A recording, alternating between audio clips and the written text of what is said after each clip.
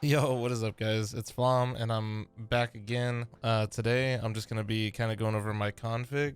Don't really have any crazy settings or anything like that you guys are missing out on, but I figured I get asked a lot in chat and I have a config in there, but I figured a video might be nice as well.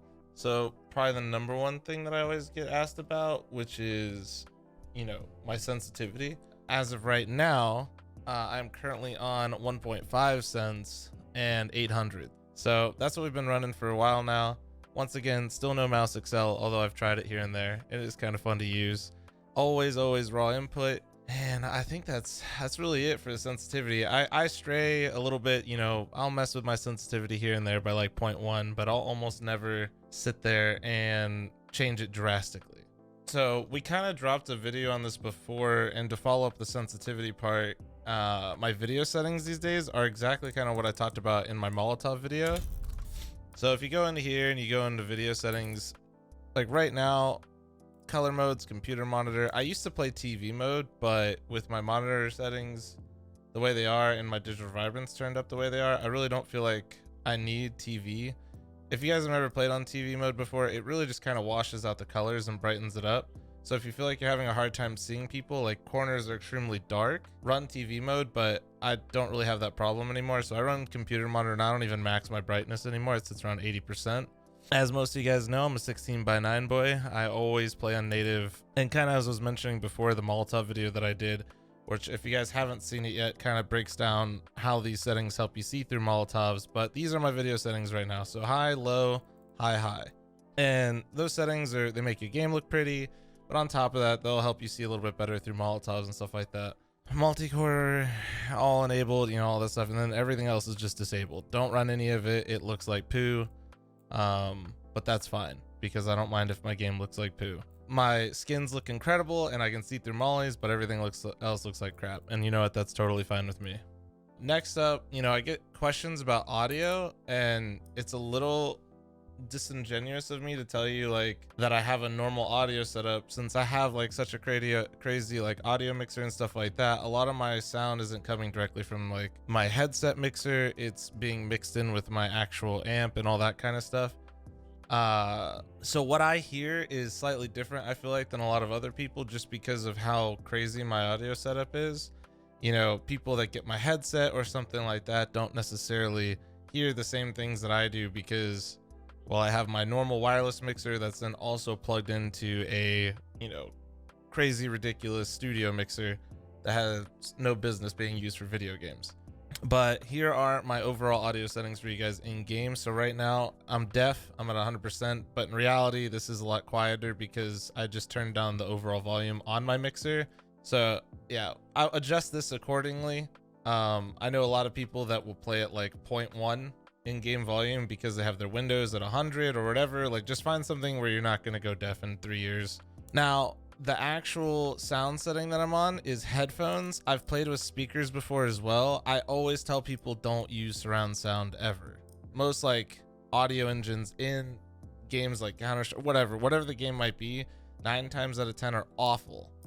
And then if you combine that with a virtual surround sound setup in like your virtual surround sound headset, it just, you miss so much sound and it sounds terrible. I would always recommend either headphones or speakers, especially in Counter-Strike. Now, I don't use 3D audio processing.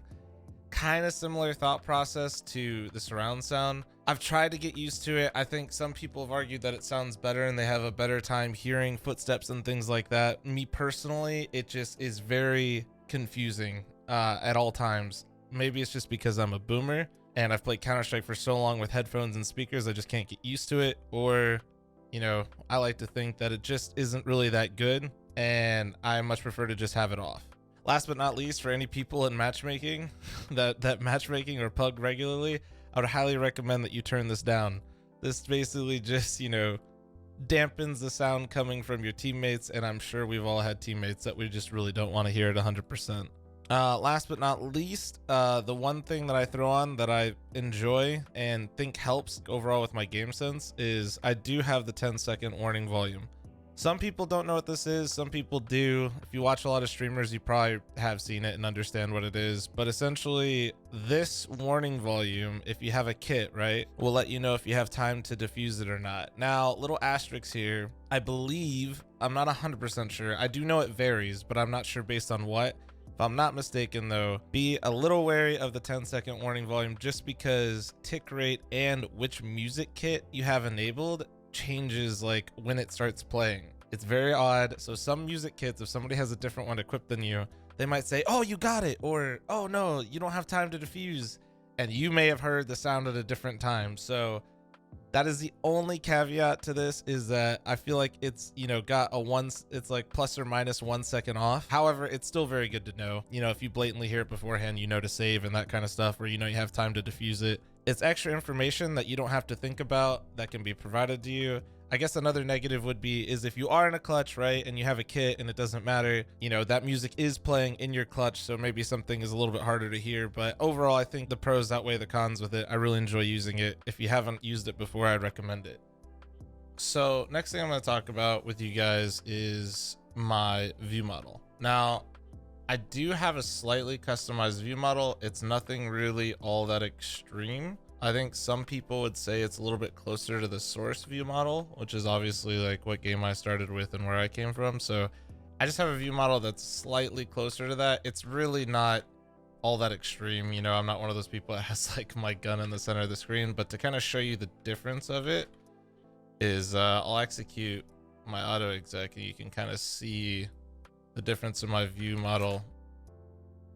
So it just kind of pulls out my view model a little bit further. It just, I don't know, I like the way it looks. It's just kind of how it's played. It's just slightly different. It's nothing really all that absurd. I'll drop the view model commands in the description, but yeah, just because if there was something absurd, I would go through it all, but they're just slightly pulled forward. I like the way they look. So along with my view model, my crosshair. So this is like the one thing that's kind of always changing in my config. I'm constantly changing crosshairs. It's just kind of, you know, some people change reses, some people change sensitivity, whatever. I love changing my crosshair. It just keeps it kind of fresh for me, but usually I kind of stick with the same things. So typically I like the blue crosshair, usually slightly larger ones as well. So this is size 4, color 4, style 4, and gap 0. If you don't know those commands, they'll be in the description, stuff like that, and they'll be in the config. The other crosshair that I like is the static default crosshair. A lot of people call this kind of like the Tarek crosshair, or like the other person that uses it a lot is Brax. Brax uses this, or Swag, as a lot of you guys know him, uses this crosshair, and that crosshair is style 1. So you go to seal__ crosshair style 1.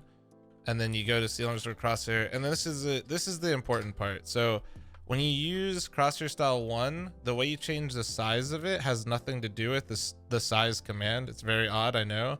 The way you change the size of it is you do seal_ fixed, and then the crosshair gap is how you mess with it. A lot of people, including myself, like to use -3, so that'll make it smaller. And then also something kind of weird about this crosshair is the colors. So like I just had blue and I'm still on crosshair style 4, but it kind of looks white. Where if I go seal_ crosshair color 3, it'll actually go to light blue. So you kind of have to tweak this one a little bit, but once you understand, you know, the differences with this crosshair, this is the other crosshair I like to use along with my larger crosshair. These are the two that I swap between the most. I'll try others here and there. You know, throw in a random T crosshair while I'm drunk on stream one time, you know, stuff like that. But for the most part, those are the two crosshairs I jump back in between. And then to kind of wrap up this video, I'll talk about my key binds. Now, I am very odd in the sense that I think a lot of newer players, and I think rightfully so, have bound like nades to individual keys. I personally have not. So I cycle through all my nades with 4. It's just kind of how I got used to it in the older versions of Counter-Strike and how I've just always done it. I don't think anybody's ever even noticed once in their entire life that I don't use scroll wheel. If any of you guys use scroll wheel to go through your nades or your guns, stop immediately, please and thank you. I don't care how good you are with it. At the end of the day, there's going to be some mechanical issues with that mouse wheel. Please, please, please do not use mouse wheel to scroll through your guns or your nades. I think ideally, if you don't have any muscle memory with your nades, bind each individual nade to a key that you're comfortable with. For me personally though, I only use 4 and I cycle through my nades. The only interesting keybind that I use is the very standard one, which is I've bind mouse wheel up to jump, and then I've bound my mouse wheel down also to plus jump. So basically, if you don't know what that looks like or how you do it, you just type in bind and then M wheel up or then M wheel down. And then to do it to your jump key, just do plus jump. That's how you do it for either one if you have a preference. Some people I should say most people bind plus jump to one or the other, not both. I do both because I do a lot of movement stuff. I really enjoy KZing or surfing and that kind of stuff. So I have both and I use both. I'd say I typically use down more than up, but I do use both. And I also still have my spacebar bound to plus jump. So to kind of wrap up my binds, it's really just mouse wheel up and down to plus jump. And I use 4 to cycle through my nades. Everything else is completely standard. Yeah, I think that pretty much wraps this up. If you guys have any questions, feel free to leave them in the comments below. However, I think I pretty much covered everything. The config will be in the description below. I'll try to make it so you can just copy paste it, but more likely in reality, you'll have to make a config file for it and then upload it into your CS folder. That being said, guys, if you guys liked the video, please don't forget to like, subscribe, do all that good stuff. Every time you guys like, subscribe, and comment on the video, it helps me beat the YouTube algorithm boss. So I appreciate you guys when you guys do that. You guys have no idea how much it helps. That being said, I'm gonna go keep recording more videos for you guys, and I'll catch you guys later. See you guys.